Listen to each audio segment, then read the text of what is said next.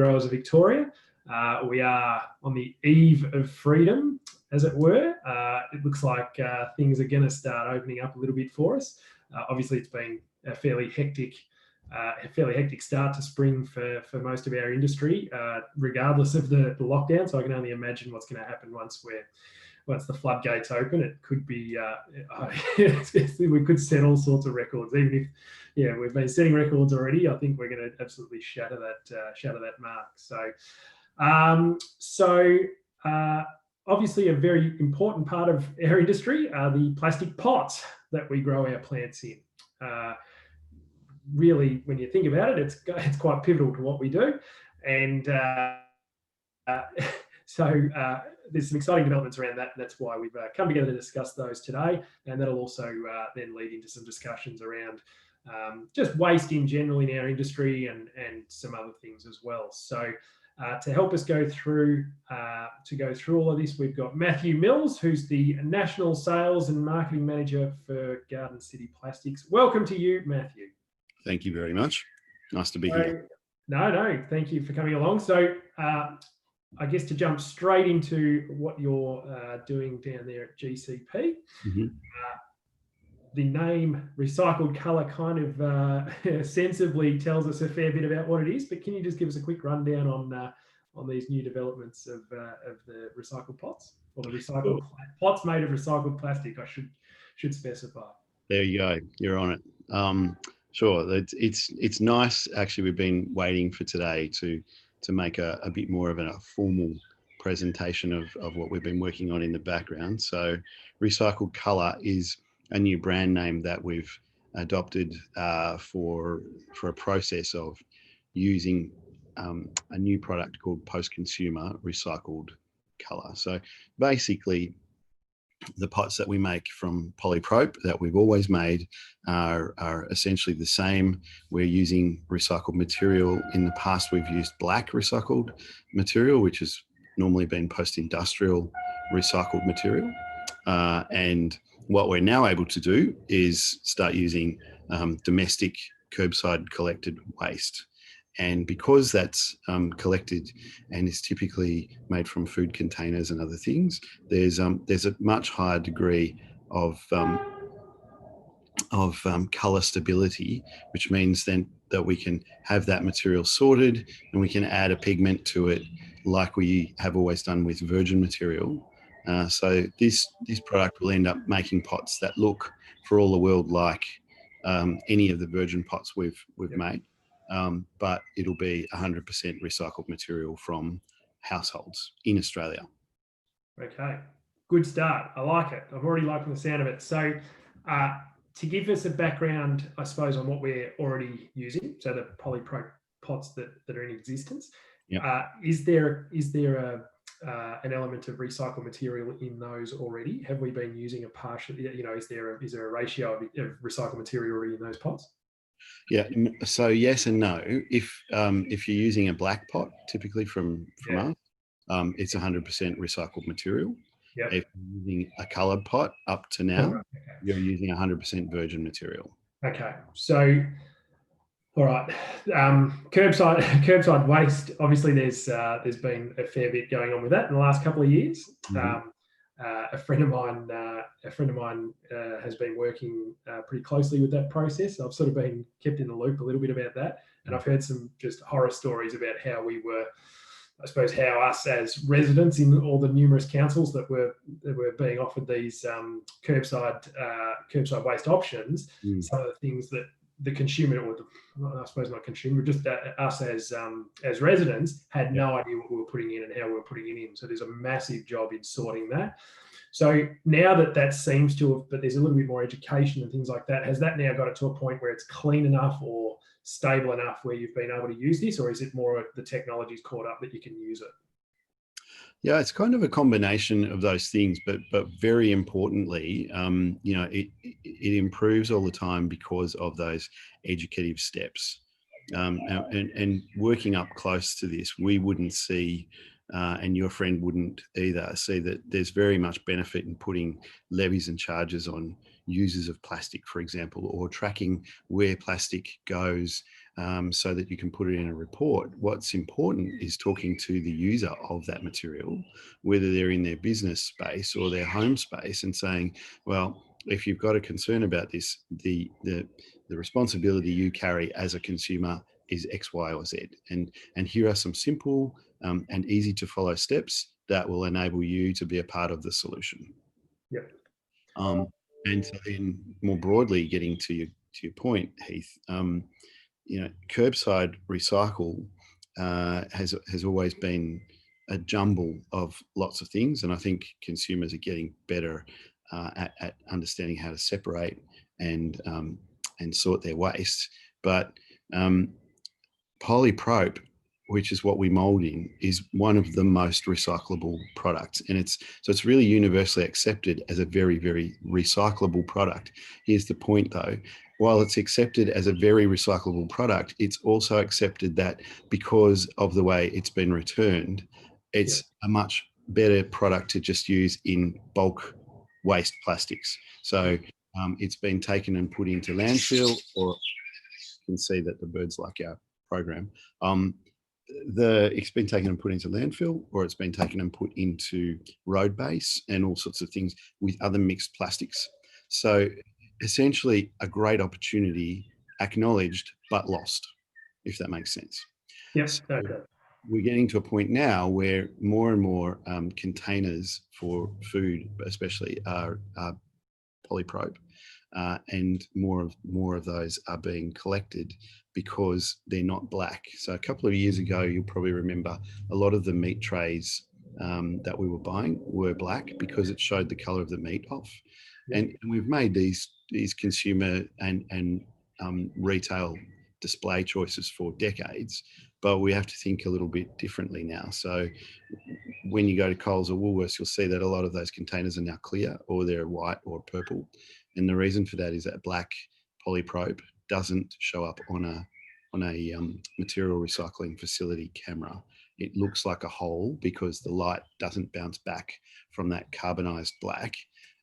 And so the material becomes sorted into waste plastics, as I was saying, and becomes a conglomerate of lots of things that have been rejected from the recycling conveyor belt. Yep. Where we're going now is we're collecting things like ice cream tubs and yogurt tubs and your Chinese food container and the lid from your milk bottle, but not the base, because the base is PET. So lots and lots of things, and there'll be lots and lots of different colors, but we can collect them because they are colors and not carbon black. And so when you collect, say, for the most part, let's say a blue milk lid, does that then get made into blue plastic shards, I suppose, to be used as a blue pot, or does it all get melted down and then you change the pigment, or is there a way of separating that into color before it gets to you, or is that not the case? Yes, you could technically sort everything into its colors, but you would make it so expensive because I'm just wondering if that's how you come to the colors, or if it's so yes, technically yes, you could do that first step, but in practice what happens is everything that's identified as polyprop goes into a washing line, which just gets all the gunk off, cream or fat solids or dirt or whatever it might be, and then it gets chipped. So you've got like a rainbow of different colors, all sorts of different things and proportions of different things. And interestingly enough, it would be fascinating to do a study on this actually. In Australia, where we have curbside recycled polyprop coming back, it's sort of a light grey blue, and most of that blue that's in the finished product is a result of how much ice cream families eat around Australia, right? So lots of people are buying inexpensive 4-litre tubs of ice cream, and because they're blue, the blue predominantly colours the rest of the recycled material. So I'm interested to know, if we went to another country, whether the colour of the recycled polyprop would be different because they might have a different diet. Who knows? Yeah, it's a good point. I know in the sorting, so it's been publicised that we are getting, for the most part, for most councils, we are getting another bin, a fourth bin in my case, which I think is a purple lidded bin for glass. And this is because, particularly in our sorting process, when a glass breaks and gets in with the cardboard, it was a nightmare. So cardboard's a really tricky one. So that if they're able to separate, at least get the glass out, because glass is the hardest to recycle once it's been mixed with the cardboard. But obviously, yeah, I would imagine there's also going to be a little bit of an issue with the fact that we have the same bin for cardboard and plastic. Does that present an issue for what, from what you've been told? Is that an issue in terms of getting the material ready for you, or is it not too bad? No, it shouldn't be too bad, because on these conveyor lines, there's an infrared camera and a robotic eye just sort of saying, well, I'm identifying this product and that product, they're not the same, and they need to go on to different parts of the recycle system. So cardboard and plastic should be separated reasonably easily, I think. Yeah. I know, chatting to this friend of mine who had something to do with the SKM stuff, they at some point during the whole kerfuffle, they lost about half a day's production because someone had put an engine block in their or at least the diff anyway, but into the recycle bin, and that had somehow found its way onto one of the belts and obviously just destroyed one of the conveyor belts, about $20,000 worth of damage. So the education side of things, in terms of, and that, to be honest, that's probably someone just knowing they're doing the wrong thing. But it just shows we've still got a way to go with some people, doesn't it? Yeah, and the Australian Packaging Covenant organisation has these targets that they've set with the federal government for 2025. And I was in a presentation on those last year, and there's presentations going along, and it's like, well, we're trying to get to, I think they said about 85% of recycling. And I'm sitting there like everybody else in the room going, why? Why would you be so lazy? Why would you go the extra 15%, man? Just do it. And then the presenter said, and if you're wondering why we're at 85, it's because we've factored in the reality of humans. Humans are always trying to cut corners, and they always think someone's not looking, and they'll always leave something in their recycling that they know shouldn't be there. So, that's a representative of the 15%, I guess, Heath. So you mentioned the Australian Packaging Covenant organisation.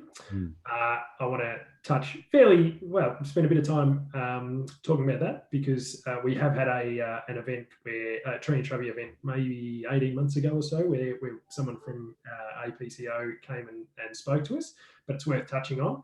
So they've got a pretty big job to do, and it's a fairly important job, and it's, I imagine, a job that's not the easiest thing to do. So can you just give us a bit of a background into how, we're talking, I suppose, specifically about our industry, but also more broadly, what they're trying to achieve and how they're going to achieve it, and some of the timelines? Yeah, sure. Without talking chapter and verse to their plan, what they've been chartered to do is to work with business and to try and find methods to reduce or recapture packaging. And we got drawn into their space, I think 4 or 5 years ago now, through an acquisition of some new products that we were making for a retailer, and we were packing those in a very old-fashioned way into a plastic bag. And so I sort of kicked and screamed and said, we don't even need to be part of this. We'll just take the plastic bag off. We don't make and we don't use packaging. And they said, oh, no. It doesn't work like that. And I said, no, it does. We make pots, and the pots become the permanent package for a plant. So you can't even say that the pot is a package for a nursery grower, because the pot, if they choose, the home customer never has to take it out of the pot. It's just part of the product. No.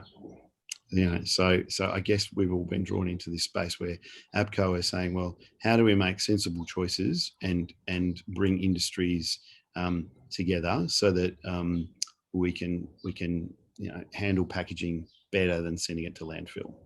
And I'm straying from your question a little bit, but I think it's relevant that this latest budget that's just been announced came along with some regulation that export of recyclable materials from Australia to other countries is going to cease. So it really puts the emphasis on us, I guess, all of us as consumers, that if we've got potential recyclable products, we don't want to be sending them to landfill if we can repurpose them for something else. Yeah. And if we can't send them to make somebody else's problem anymore, then we probably need to concentrate on the opportunities that presents onshore to take what was scrap and do something practical with it, rather than make more or import more. Yeah. So one, just in a little bit of research I was doing in readiness for this, I saw a stat that said somewhere around 8 million tons of plastic goes into the ocean every year.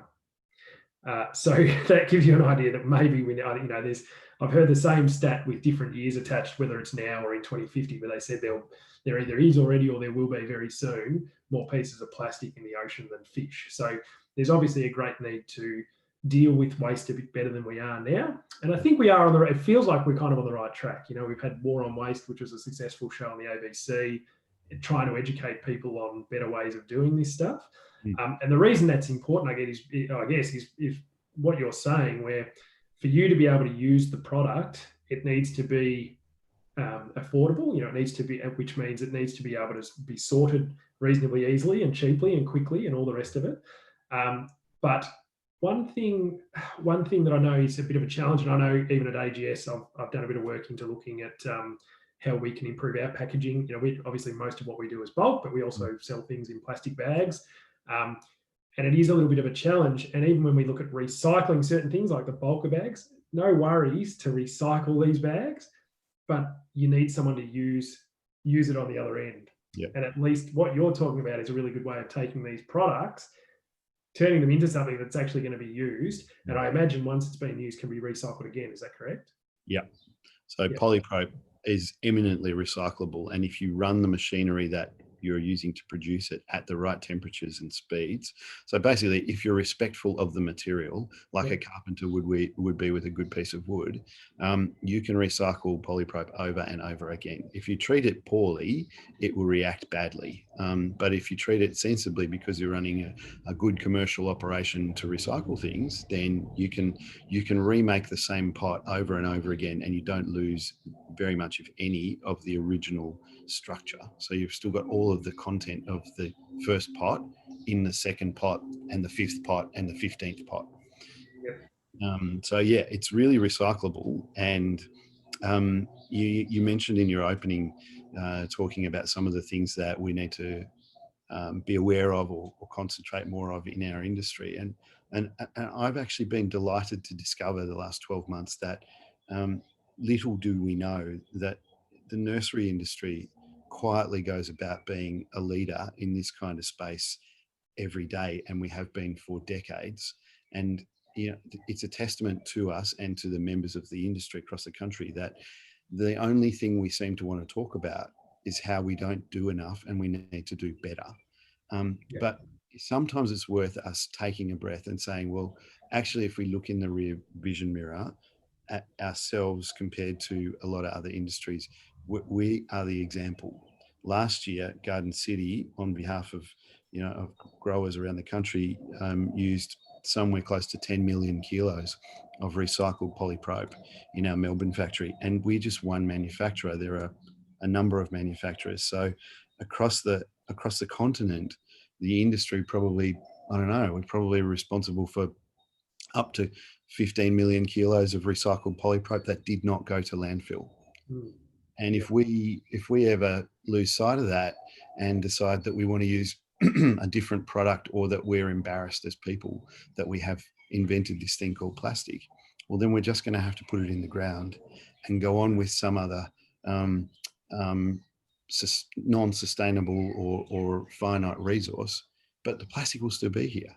And so if the plastic is still here and it has to go in a hole so we can pretend that it's not, we might as well just accept it and embrace it, learn from our mistakes, and then keep using that which can be recycled over and over without any problem. I will point out at this point, we have the ability to ask questions on here. So down the bottom, it looks like there's a Q&A section. So we are at the NGIV. Lizzie's trying a different format this time. It's a webinar, so there is on here, sorry, I'll just get rid of this. There's a Q&A section down the bottom and a chat section. So if you've got any questions, like Alistair Hill does, please ask him down the bottom. So Alistair said, what percentage of the material is polypropylene? So I suppose, yeah, is the pot 100% polyprop? It is, yeah. Just to extend on that, so how long, with your operation, talking specifically about pots, how long until we can get away from virgin material altogether, do you think? Well, one of the things we like the best about recycled colour is that we've now got 3 product streams that we can offer. And so we take the view that, that we're in business to supply what our customers ask for. And that's a long way of saying we could turn off virgin tomorrow if nobody ordered any more virgin. So our view is that we would transition in pots. We obviously make food containers and other things, but in horticultural pots, we could transition any time away from virgin and into recycled black or recycled colour when customers want to make that change. Yep. So I'm proud, and I know Garden City's proud, that we have the ability to say to any customer anywhere now, what would you like it made in? That's how it will come. Yeah. So is there still a benefit of using the virgin material over the recycled? Personally, if I was looking at it, I'd go, okay, it's a no-brainer. I want to go to the recycled. Is there any particular reason? Is there some reason why you wouldn't? There's a couple, and they're not very important ones. Let me get the most shallow one out of the way first. There'd be some growers who fit into the 15% example you used. There'll be some people, some customers somewhere who just like what they've always had and they don't see the reason to change.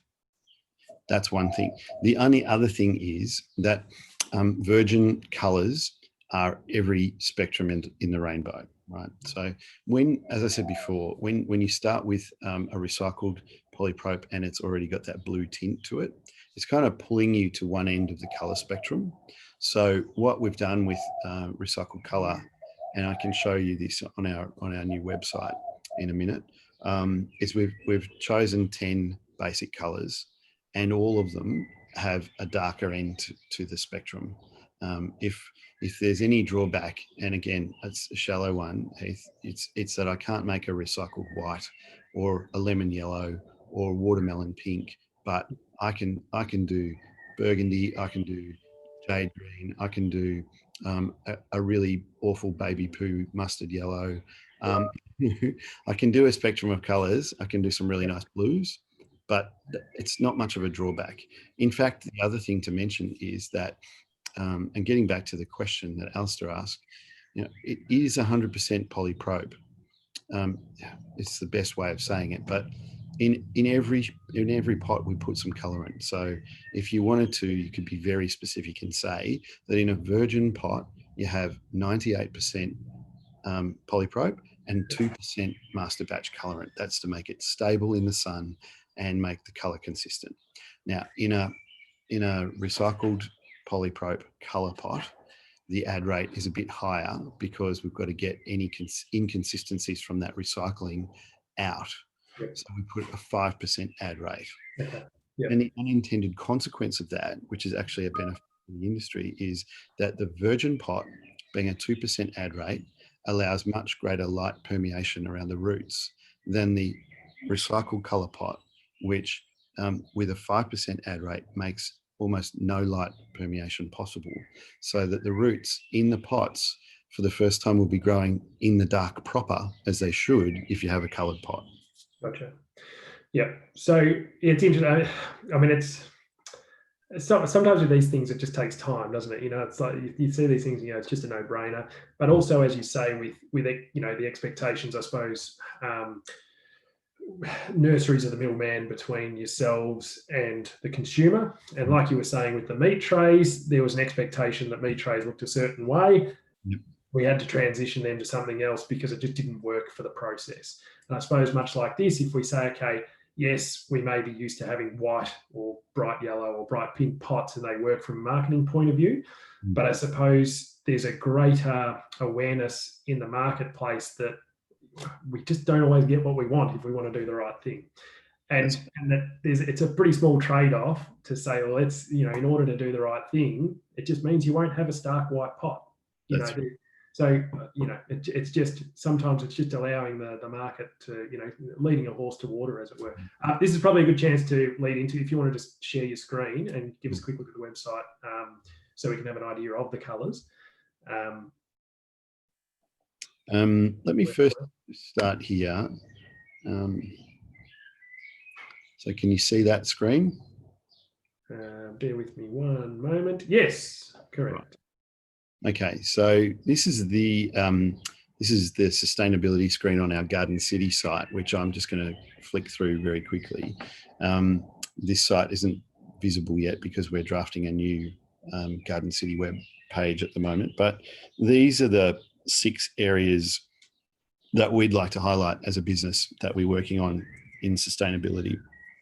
Just because I'd like to emphasize that what we're doing is not simply confined to plastic and pots. We're looking at sustainability across our whole business because we think it makes sense. So obviously we've been working very prominently and very heavily with GIA and APCO the last 18 months on closed loop packaging across horticulture Australia-wide. So that's black polyprop, as well as capturing all the virgin coloured polyprop and getting it back for recycling into the system. Then we've got recycled colour, which we're talking about today. Our work with APCO to bring a change, so that I'll just take a moment to explain that APCO has an overarching set of guidelines. They're kind of like vanilla guidelines that apply to all consumers and all companies within Australia. And we recognised about a year and a half ago that a really big problem for our industry was this vanilla set of guidelines that APCO had, because within those guidelines, there's a conclusion reached that carbon black polypropylene packaging is not good because it can't be recognised on the recycle lines, as we've discussed. However, our whole industry has long since adopted the very heavy footprint of recycling that I talked about, and we're doing a very good job. So it became clear that it was critically important for us to engage with industry peak bodies and with APCO and say, our industry is doing good things, our industry is respectful of sustainability, and we need a set of guidelines that pertain to us, so that big box retailers can fit within those guidelines and allow growers to do what growers do, which is supply great plants in the right kind of packaging. Then we've partnered with biological services for IPM. We work with Visy, so all of our cardboard comes from Visy, and all of our cardboard, whether we sell it for plant transport or we send you pots in that cardboard, has recycled board grade. We work with Visy all the time to increase that board grade to the point where the cardboard is fit for purpose and won't collapse. And then when an improvement comes to their fibre recycling, then we increase the amount of recycled board grade that goes into each one. And finally, most people would be aware that we're doing a lot of work with Koya for protected cropping, and we've chosen our partner in Sri Lanka very, very carefully because they're committed to all the right community and ecological sustainability steps in their business. So those are our 6 little focuses there. And the one you asked me about, Heath, is recycled colour. So we've just launched recycled colour as a website in the last few days. And this is basically an opportunity for Garden City to be available in a Google search for any manufacturer or supplier of a product that might be suitable to be made in injection molded polypropylene in a colour, but a recycled colour. This website is actually less about growers in our industry and more about reaching out to other customers that might want to use some of the waste that we can mold in. I'll show you a little bit of what we do here. So let the past colour the future is obviously in reference to the yogurt container this young girl's holding, becoming something else in her domestic space in the future. Things like these items that are depicted here, polyprop being number 5 on the recycle number list. So just on that, Matt, so obviously GCP have consumer products as well under your umbrella. So is this something that's being actively pursued in those as well? Like, you're trying to, this is, I imagine you're not just doing this for pots, are you continually looking to spread this technology, I suppose, into other areas of the business? Great question. Short answer, yes, but long answer, we don't own any retail brands. We mold for various other brands, and so it's a good opportunity for me to say, and you could ask the Wilson family this on any given day, they will give you this answer. The reason that we're doing work like this brand to household product manufacturers like washing baskets and waste paper bins and things is because the Wilsons really love the focus that they have on horticulture and horticultural growers being our core customers. So when we take on custom work, we do that because it puts downward pressure on all of our overhead costs, which allows us to maintain a much more stable set of pot costs out to customers like NGOV members. And that's the God's honest truth. That's why we do this work, and that's why we work on things like Decor and Willow and Yates products, because that volume of work helps to run our machines more. When we run the machines more, it puts downward pressure on our overheads, which are fixed.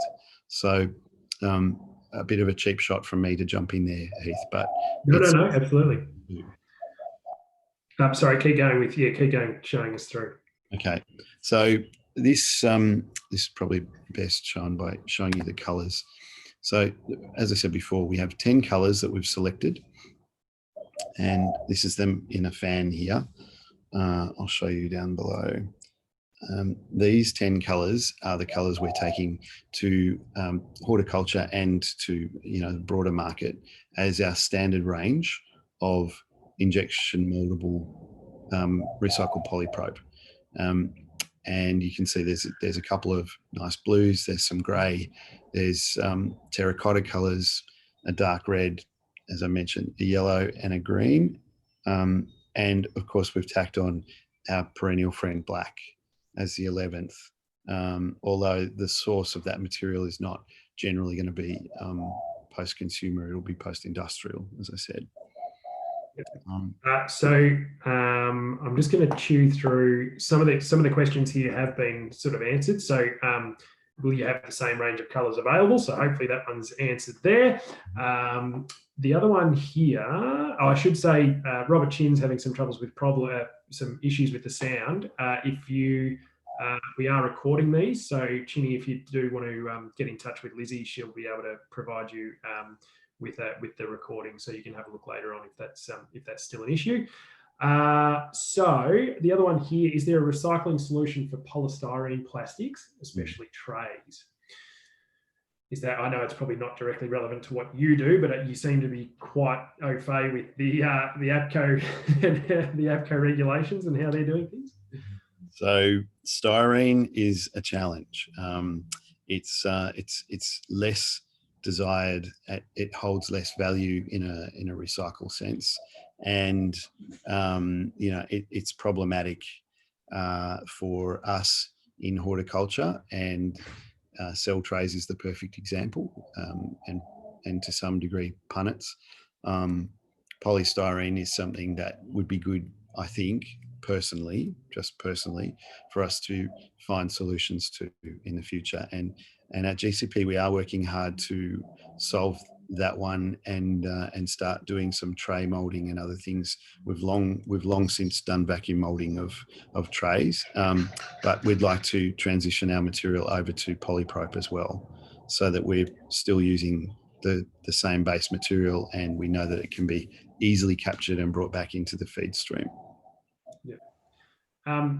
I'll mention this more as a comment than a question, but I know when we had a look at this last time, a couple of years ago, and we had APCO in, I think it was yourself that mentioned that the labels and the pots are made from the same type of polypropylene. Mm-hmm. And that really stuck in my mind as something that's really sensible collaboration. And I think I asked at the time whether that was a deliberate thing, and I think it was maybe years ago, so we're not really sure how it stemmed from, but it just stands out as something where that's just a sensible course of action, where two major suppliers to our industry have gone, well, if we just combine these two, make them out of the same material, all of a sudden we're removing a massive headache for the recyclers and the processors and the like, and just things like that. Is that, I suppose, to give a question to that, is what other collaborations are there in regards to that to try and bring this, to try and advance our cause a little bit and trying to become a bit more sustainable?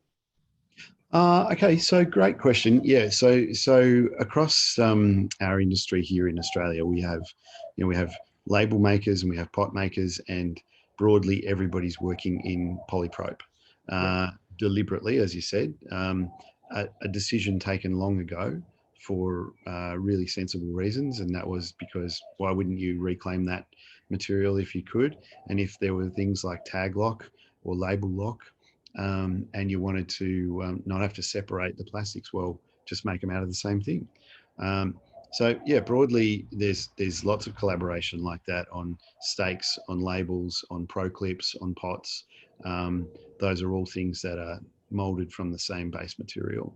And then there's various steps being taken in international markets to make other changes to the material, and to use more post-consumer and that sort of thing. I think you have to be extremely cautious. Looking at the map behind you there, you have to be extremely cautious to consider that what seems like a great product in another market might be a great product in that market, but perhaps not as beneficial to import to our market. There's 25 million people on that map behind you, and they're spread out over a vast distance. And so collecting materials like polyprop and getting it back into a feed stream with enough volume and at a low enough cost that it makes it sensible is a really big challenge. If we start taking great products that are recycled products from other land masses and bringing them in here, in a way, we're making it easier for those other populations to abrogate their problem by taking that problem on shore here. But we've got more polyprop, for example, as one product. We've got more polyprop on shore in Australia than 25 million people can use already. Yeah. So the collaborations that you're talking about are really important, not just now and not in the past, but into the future. What can we do in our industry, but what other industries could we maybe collaborate with so that plastic is captured or repurposed? There are sites where big landscape jobs are done and it's all a bit too costly to get the plastic back to a recycler. So the biggest hole that's dug on the whole job is the one that buries the problem. We don't want that to keep being the case. We want to work in an emerging circular economic fashion to make all the hard landscape and soft landscape industries around urban design and community come together so that we can find these solutions on the periphery that are really great aha moments where things just fit together and start to make a lot more sense. Yep. Just quickly on that, on what you were saying just then.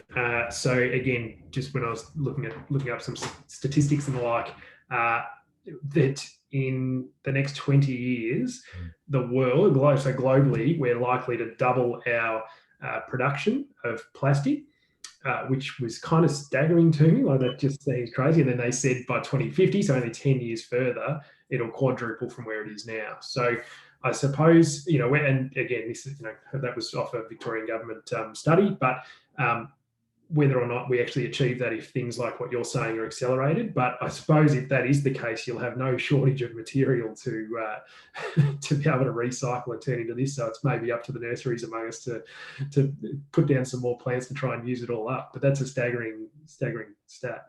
Well, it is, and to some extent, I'd be skeptical about that, because I think various trends will that might be a prediction that's fair based on everything staying the same. But my feeling is that there's so much momentum to make change that statistic may never come to be, or if it does, it might be, as we have a distributor in New Zealand, and they had this amazing conversation with us. They're a good case study, because 4 million people, island continent. Where do you send recyclable materials when you've got very few people? And so a lot of plastic becomes single use and it goes to landfill. And so our distributor was, just kind of blue skying. And he said to me, what do you reckon it would be like, right, if we put valleys in New Zealand aside, and we just sorted the stuff that we can't use, and we just chucked them all in the valleys and then buried them, but we marked them so that when we get the technology right, we can just come back to that valley and go, okay, here's a valley of polyprop, ready to go, ready to use, bang.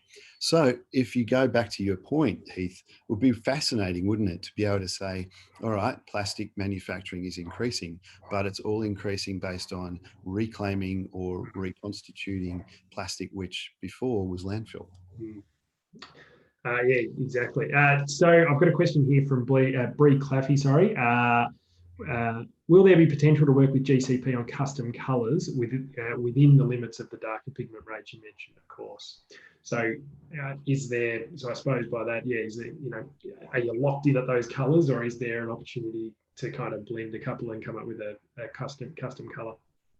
Okay, so one of the reasons that we went with that a small range of colours is because we're always trying to build more efficiency into what we do. And one of the most inefficient things we do is short runs of batches of different colours in virgin polyprop historically. And we have a vast array of colours, and we're always changing colours, and we waste material. So in a sense, we took the view that we were just going to stick with those 10. It would be wrong to say we wouldn't consider doing exclusive colours, but the volume, the large runs, you'd have to do some absolutely enormous volumes for us to see sense in that. It is possible, and this is another cheap marketing shot from me, but it is possible that what we could do is take a pot in a recycled colour, and then put an amazing print design on the outside of that colour, like some sort of leaf pattern, flower pattern, filigree, I don't know what it would be, but something all the way around that would set that pot out from its competitors by using a small range of colours, but innovating the product in a different way. This may or may not be in your realm so much, but I want to talk to you about the plant-based plastics that you find coming onto the market. Mm-hmm. Now, from my limited understanding of it, there's still not the ideal solution. So, one thing I looked at was, because obviously we sell a lot of 30-litre potting mix bags with our plugger and whatever else, and we like to think a lot of that goes into being recycled. You can bundle them together and recycle them. But I'm trying to look for another option. The problem being a lot of the options are compostable, and we're effectively putting compost into a compostable bag. Doesn't really work if long term. So, but from what I can gather, whilst it is compostable, it's only compostable through sort of, I guess, professional compost, a certain process to compost that. And if it just goes into the normal waste stream, it actually ends up being commingled with other plastics and can be a bit of a nightmare. But also just sourcing that, I mean, I imagine there's a fair bit of space taken up to grow whatever plants they're making that out of. What's your understanding of them, and what's the scope or limitations of using plant-based plastics? I was talking to someone from, a member of the Churchill Fellowship about this a couple of weeks ago, and I'd say at the outset, this is more my feeling than Garden City's, Heath. But cornstarch is what is used for most of those compostable plastics you're talking about, which is PLA, polylactic acid. Polylactic acid is a derivative of cornstarch.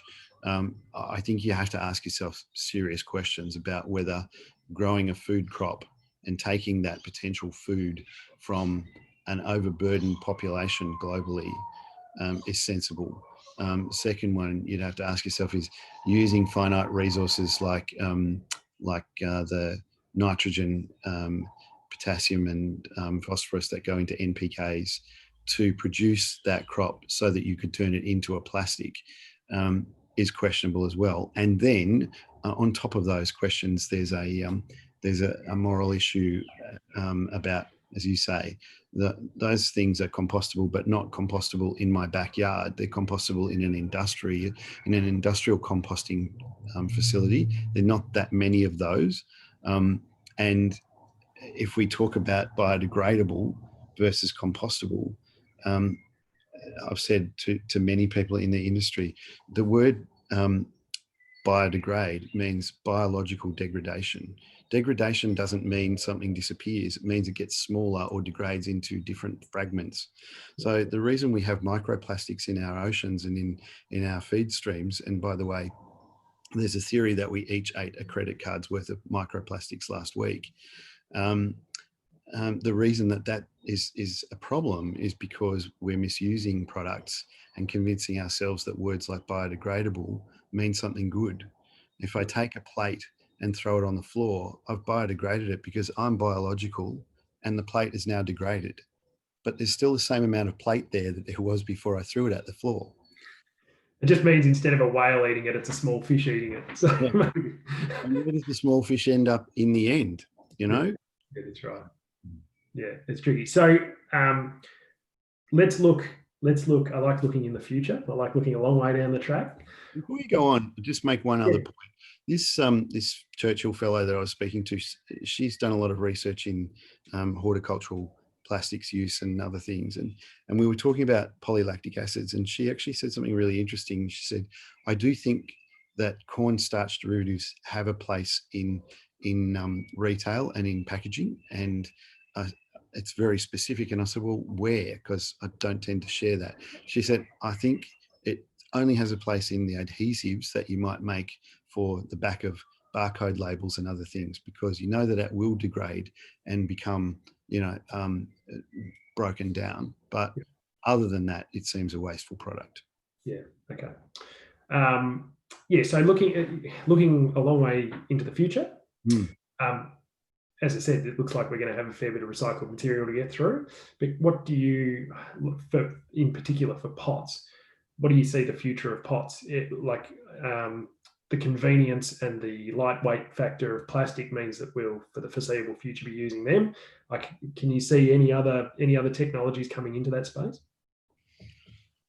And it doesn't have to be necessarily what it's made of, even just the nature of the pots or anything like that.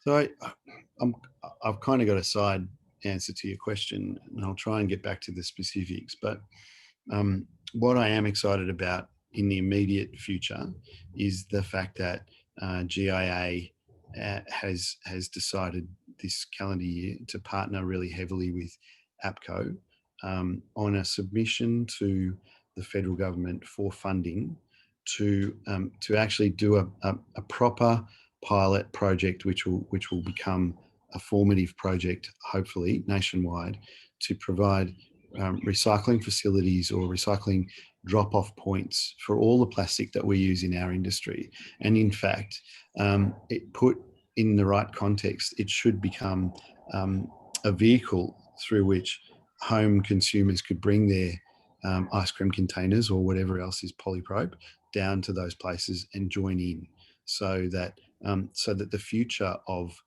packaging in horticulture, as you asked, could well and truly align itself to where it already is, simply by taking that last step where we're able to close the loop on how we use it in our industry, send it out with a plant, and then recapture it for reuse, and it goes round and round and round. We've just finished doing a model like that in New Zealand. I mentioned New Zealand, but Garden City said to our distributor over there, right, any customers you've got in New Zealand that have got waste polyprop from our pots, get them to send them back to your depot. Then we've got a partner in New Zealand that we're working with. They're washing that plastic, chipping it and shipping it back from New Zealand to Melbourne to us, and we're turning it back into pots. I think for the short to medium term, that's where the future is. If there's other futures or other products, we will be very open-minded to what those changes might be. And I should mention, really honestly, all the work we've done on sustainability in Polyprop in the last 3 or 4 years has been driven by and born out of conversations that we've had with our customers. It hasn't been because we came up with it, hasn't been because we think we're so clever. It's because the one thing we know we're good at is listening and then trying to take some action in consultation. So I'm mentioning that because it's a bloody good testament to customers in every state of Australia and in New Zealand who just kept on hammering the question, what are we doing about sustainability? What are we doing about recycling our pots? So they've driven that innovation, and that's where I'm going back to your question. They will drive the next innovation as well. Yeah. So often in our past, we've come up with a new pot design and then we've raced to the market and said, hey, we've got this great new thing that you should buy. And the market does what every market does. And it just says, yeah, well, good on you. We're not that interested. If we were interested, we would have asked you to do it. Yeah. So that's where it's better for us to respond. Yeah. There was a question that came through around, I suppose, drop-off points as opposed to curbside. And I suppose pots are an interesting one in this space. I know we touched on it in a previous meeting, but it's worth discussing. So, I know, for instance, Plantmark. I've taken numerous pots to Plantmark in the past and dropped them off there. I've also gone through there looking for a certain size pot if I've needed one in the past as well. But I suppose plant pots are a little bit different, where people kind of they accumulate. Literally on the other side of this window here, I've got a big pile of pots that I keep just because I always need a different size pot to put in whatever. But it is the sort of thing that some people are a bit unsure as to what to put in their curbside yellow bin or whatever your colour your council is. Mm-hmm. So what's with the drop-off points? I know in a lot of cases the drop-off points have disappeared. Is that because so many people are just doing the curbside? No, drop-off points have disappeared because they got bastardized, like you said with your engine block example before, and dirty nappies and people throwing buckets of concrete and all sorts of other things. So that was a problem, and so it got too expensive and all too hard. And there's nothing wrong with being a plastic recycler. You're a business like anybody else, and you can't just recycle plastics or anything that's reclaimable because it's a nice thing to do. You have to be able to pay your employees, and you have to be able to operate your business. So those collection points have disappeared over time because the public made it too difficult and the public didn't want to take their responsibility. So I think we're in a different point, at a different point in time now, where we can say there is a lot more interest within the public to do the right thing. There is better technology on the recycling facility lines, and then sort of perversely, the other reason we need to expand and get a network of collection sites is because we use carbon black polyprop in the nursery industry. And carbon black, as I've said several times, doesn't show up at those recycle facilities. So what we can do as an industry, and what we're pretty much on the doorstep of achieving, is saying, well, it's in our industry, let's use it in our industry again. And the way to do that is to know what the network of collection points is, so that every business can viably return that sorted material back to that collection point, and for the recycler to pick it up, very confident that the responsibility taken by the returning person has been executed, and therefore mostly everything in that collection point is polyprop like it should be and like it says it is. Yeah. So it's when we take that quick and human step to just bugger it and just chuck everything in, that's when we're going to stuff this whole idea up. But if we don't stuff it up, if we do 3 simple things as nurseries, if we tap out any residual soil or contaminant, if we check that there's a 5 a Recycle 5 somewhere stamped on that product. And if we stack the pots one inside the other, so we're using the airspace within those collection bins the most effectively, so that when we've got the transport cost across your map again, you know, between vast different places on our continent, we can make the use of that space effective enough that we're making a commercial viability for a recycler to be in business. Yeah.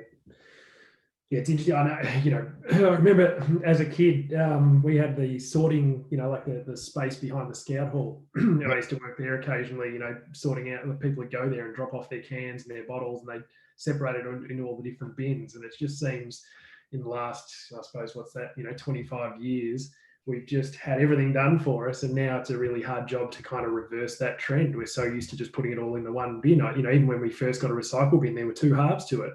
And now it's just like, just chuck it all in. And it almost seems like we've got to kind of come back from that, start doing some of the sorting ourselves just to reduce that load on the recycles.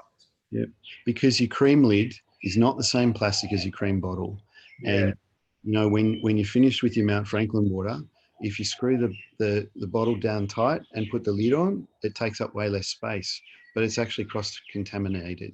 When I was in Vietnam last year, and there's a lady came in to clean the hotel room, and she came in and she reached into the bin and she unscrewed the lid and took off the locking ring on the bottle that I'd just carefully screwed up and made small because I was doing the right thing. And she just gave me this look like, you know, and it struck me that if she's in Vietnam and I'm here and I'm thinking I'm so first world, why does she know that I'm doing the cross-contamination? And, you know, why is the plastic in the ocean ending up on her beach, but probably came from here? And one of the things, you know, to your point earlier, is if we all take the responsibilities that we should, and if we all spent some time inquiring sort of deeper than the headlines and deeper than the feel-good idea of plastic is bad, what we'd end up doing is taking more responsibility to sort and capture our plastic, which would prevent it from ending up in the ocean in the first place. Because if we make it valuable as a recyclable commodity, no one's going to want to throw it away or throw it out the window of the car because it's worth something to us. And that's how we'll clean up the ocean. Yeah, it's just a, I don't know, it's a fundamental shift that's, I think, occurring. You know, the younger generation, I've got 3 kids, and they're, you know, I know the schools work pretty hard on doing this sort of stuff. They're a lot more engaged with this thing. So, you know, you can only have a bit of optimism there. Now, I do want to quickly, we are nearly done, but I just want to quickly mention that you and GCP have recently been nominated for some APCO awards. So that's the Australian Packaging Covenant Organisation. So just give us a real quick rundown of that one. Oh, that's embarrassing, Heath. For both Garden City and for me. Garden City's always said to me the whole time I've been here, you know, we don't go looking to put ourselves above the radar. You know, we're quite happy doing what we do just quietly.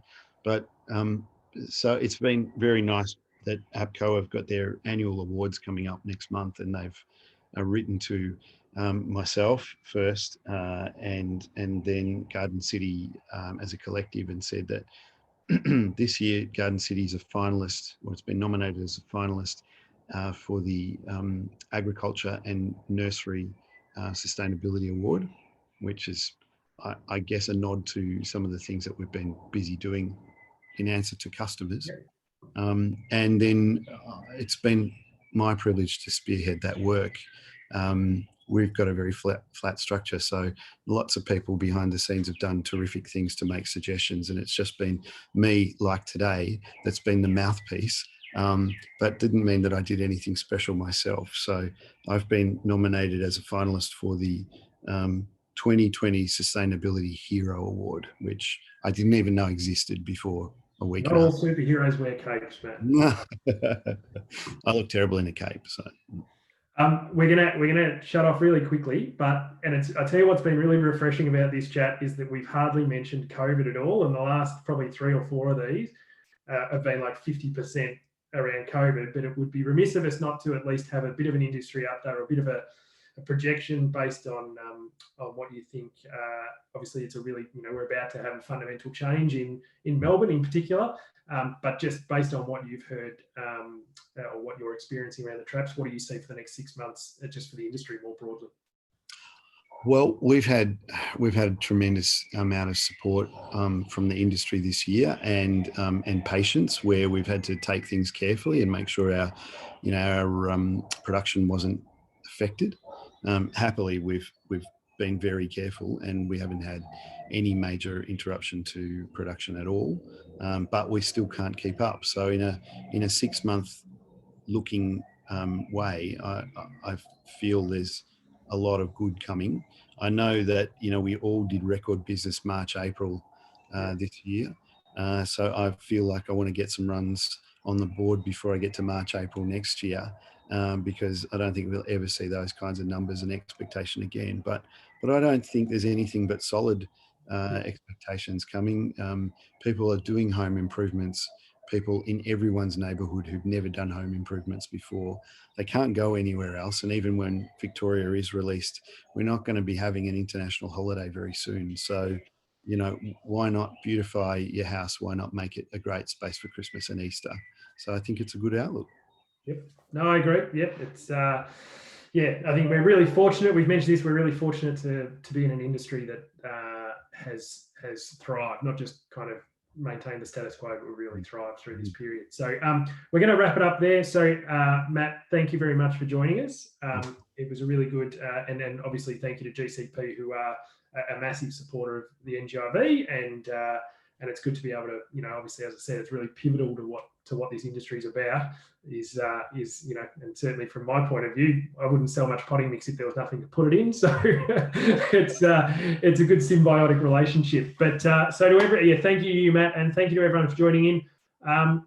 Obviously, we're not too sure as to the return of face-to-face meetings. I've been saying this every one of these for the last 4 or 5 months. We remain slightly hopeful that we'll get a face-to-face meeting, maybe November, maybe December.